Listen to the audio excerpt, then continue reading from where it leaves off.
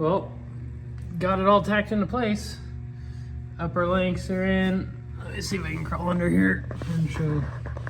So I built, obviously, standoffs off the frame, both sides. And then just little tabs off the back. Lower links are all in. Obviously, everything's got to get gusseted still.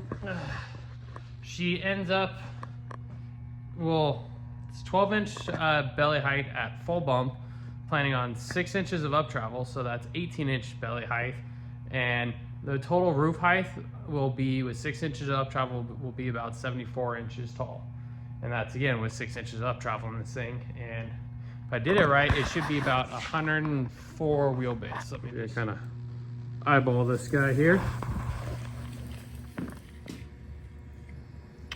Pretty smack dab. 104. Yeah. A little behind. It's about a week later than, so actually a week from the Sunday of when I planned on it, but I didn't work on it really all that weekend. The pre-runner that was supposed to be coming back, he ended up not taking it to Pismo, and just to give myself a little bit more time to kind of tinker on this thing, he's gonna bring it to me after Hammers. So this thing's gonna be heading back to the house, and then I'll be bringing my truck back in here, my chase truck, because I gotta build a chase rack for it. That's gonna be the last piece of that thing that I haven't finished yet. Yeah, super stoked on this thing. This is full bump. So rowdy. It's gonna be so cool. Like, I'm beyond stoked on it. Front stretch, I think, came out pretty decent. Let me get it out of 0.5 view. Front stretch wasn't crazy amount. Rear stretch also wasn't a crazy amount. It was just enough to get the rear tire past the body a bit. So obviously I gotta finish cutting. This is just a very, very rough cut. I'll make a template to actually trace out what I want to do on it. But the game plan is probably tailgate's gonna be gone. I'm gonna try to like make another piece of like either aluminum or steel that welds back into place on it, and then just enclose back the cab so I can still put a factory top back on it, which I have one, and I'm gonna put it on here shortly. But the goal is to have a removable spare tire carrier that kind of kicks the tire out flat like a race car would be. And then when I'm not obviously pre-running or anything, I'll take that off and I'll make another piece that bolts on that'll just be a like camping rack on it. But kind of looks funny with the factory Suzuki tire and wheel on there, but it's pretty rad. I'm stoked about it. Body cut was pretty aggressive, but needed to be done because I got to fit a 14-inch travel shock someplace in this vicinity from like here to like into there. Let's see, dude, it's from probably hopefully gonna sit in like there. But yeah, super stoked on it. Killer progress. And that's probably gonna be the end of this series for a little while until I get some more free time to work on it. But yeah, she bad. I'm stoked. Thanks for watching this series, guys. I'm gonna keep at it. Like I said, it'll be probably a month or so before I get to work on it again. Maybe a little sooner, but probably like March. Ordered the transmission for that bad boy that's under the cover there, so they can start prepping and getting that thing back going. Chris over at Maxwell Transmission is building me a transmission. I get to pick it up in probably about like 2-3 weeks. Well, probably by the time this airs, it'll be like 1 week. But I'm gonna pick it essentially up at Hammers. I'm going down Friday the 6th and the 7th. So I'm pit crewing for Nick Allegri. So again, that's why I need to get my chase rack on my truck finished, so I can have that dialed for when I go down to Hammers. You see me, be cruising around in my Dodge. Come say hi. Got some pretty cool little trading cards. Let me show you what they are. Go back to my toolbox over here. These little guys. So there's that, and then has some cool little details on the back of it. Pretty rad. Made a bunch of those. I'll be handing those out, or if you see them, I can autograph them. Like, can do all the things. But yeah, built a badass little trail rig. Super stoked on it. Haven't got a cycle of suspension. I'm pretty confident it's gonna work from my years of building shit.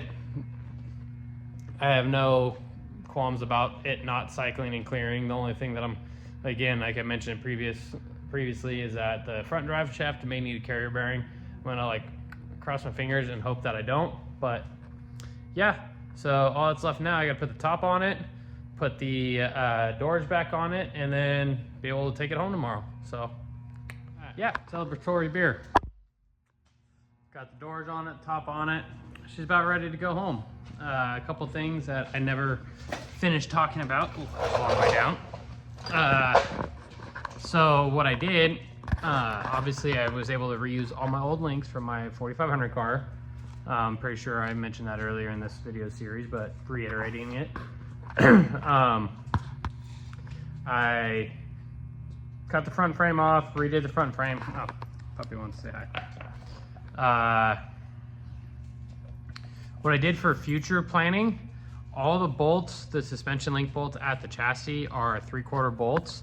Everything at the axle side is 5/8 with misalignments on it. The front has some stainless steel misalignments that I weld into place. The chassis side has these 3/4 stainless steel misalignments that Rough Stuff makes. So I have those welded into every one of the brackets on the chassis side. Upper and lower link mounts. Like I said, the axle side, I did just 5/8 bolts and just a step down misalignment to a 5/8 bolt from a 3/4. So in the grand scheme of things, I'm pretty sure I'm going to kill Dana 44s. If they last, rad. But I know how I am. I know how I drive. I don't think they are, but we're going to give it a go. And if for some reason they don't last, I will end up doing some 9 inches underneath it. And when I do the 9 inches, I'll upgrade the axle side to a 3/4 bolt too. 5/8 is plenty strong for this thing.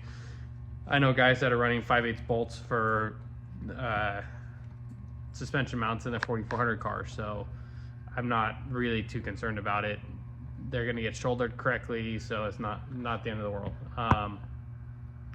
Yeah, 37s came out really good. The cut on the fender is pretty rough, but it gives me a good starting point. Overall, I'm really happy with the look of everything. It's just rad. It sits low. It doesn't sit much different than what a factory Samurai does at full bump right now. The belly on it right now is about 12 inches. I'm pretty sure I said that already previously in this video, but full bump, it's 12 inches. I'll have 6 inches of up travel, which will put it at 18-inch belly height, which is pretty perfect. That's if I leave the axles in the exact same place they are right now.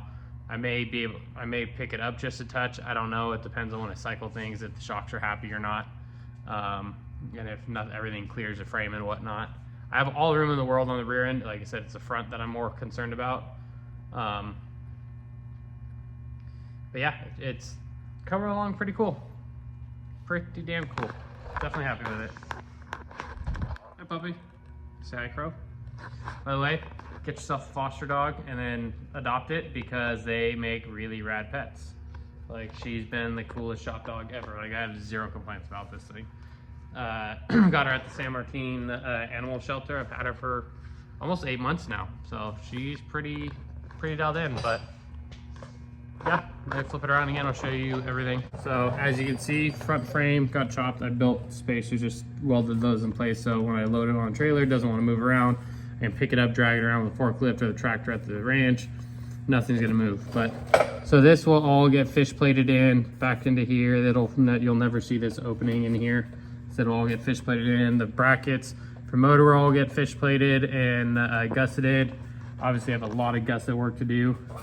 The goal for the shock, essentially gonna sit right off this guy and angle into like probably right about this area right in here, which should give me plenty of room for the turbo, plenty of room to put a new master cylinder on.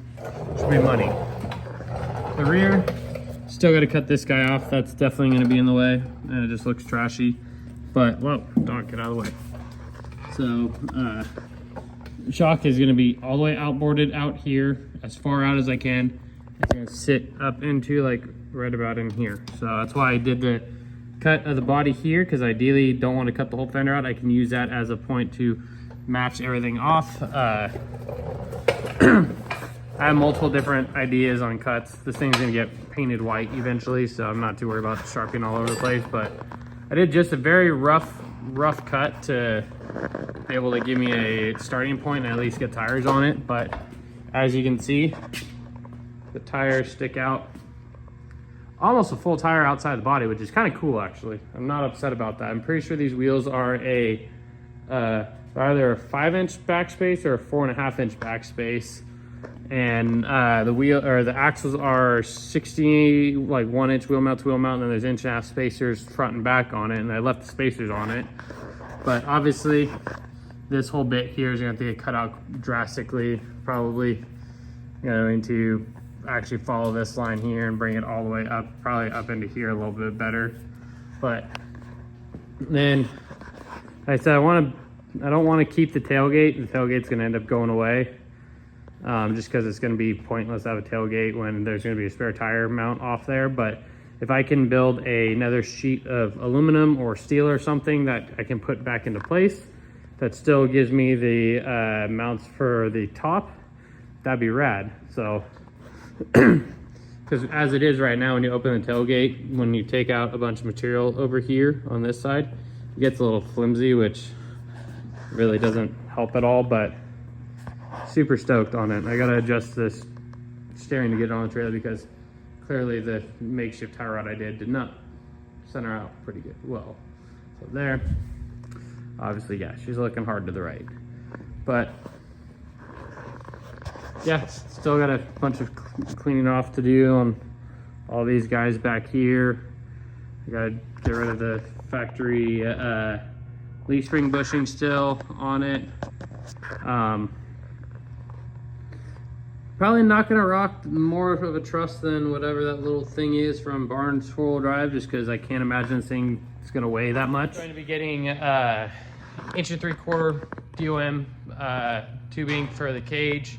I'm gonna build it as legal as I can for, like, make it quote unquote race legal, because I want it to be, 1, obviously a family trail rig, 2, a pre-runner for race car, and 3, if for some reason I'm pre-running and like do something and I blow that thing up and I don't have time to repair that for hammers, I'll have that guy to go and obviously take the start line, all stuff like satisfy sponsors, and just go out and have a good time. So factory dash, all this stuff's gonna go away. I have a brand new Garmin XL, well, it's not brand new, it's new to me, GPS that'll go in it. I have race radios obviously from old stuff that's gonna go in it. I don't have intercoms for it, but I'm sure I'll eventually come across something like that. Yeah, I got a race legal fuel cell for it. So that's cool. Like I said, just gonna try to build it to be as like race car-ish as I can without it being a race car, but I want it to have cool race car shit. So the only thing that's not cool about it is a 4-cylinder, but at least I'm putting a turbo on it so it sounds cooler and actually has some get up and go, but should be pretty fun. Looking forward to it. Got a long time to build this thing. I don't really have a long time, but I have a lot of work to do in a long amount of time. So like I keep mentioning, it's just a tinkering project, nothing crazy. So just gonna bring it back to shop when I can and work on it, do like 1 or 2 things here and there. Like this time here was getting it into a roller.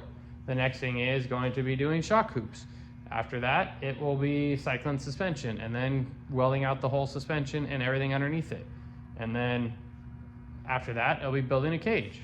And then for building a cage, it'll be wiring and then interior, plumbing, all the stuff, and just slowly chip away at it. And I think it'll work out pretty cool. I'm looking forward to it. I said it'll be fun.